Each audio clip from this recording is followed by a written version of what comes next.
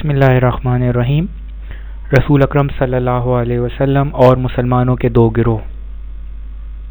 رسول مقبول صلی اللہ علیہ وسلم مسجد مدینہ میں داخل ہوئے تو ان کی نگاہ مسلمانوں کے ان دو گروہوں پر پڑی جو حلقہ بنائے ہوئے کسی کام میں مشغول تھے۔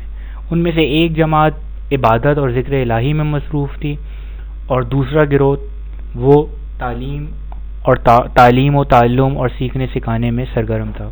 پیغمبر اسلام صلی اللہ علیہ وسلم دونوں جماعتوں کو دیکھ کر بہت خوش ہوئے اور اپنے قریب کھڑے ہوئے اصحاب کو مخاطب کرتے ہوئے کہا، یہ دونوں گروہ نیک کام میں مصروف ہیں اور اس میں کوئی شک نہیں کہ دونوں گروہ میں شامل افراد نیکی اور سعادت پر گامزن ہیں۔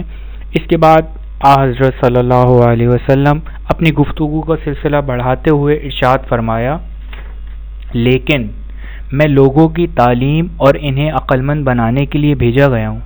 یہ جملہ ادا کرتے ہوئے رسول مقبول صلی اللہ علیہ وسلم اس جماعت کی طرف بڑھ گئے جو تعلیم و تعلم اور سیکھنے سکھانے میں مصروف تھی۔ وہاں پہنچ کر وہ بھی ان لوگوں کے ساتھ پوری طرح سرگرم ہو گئے۔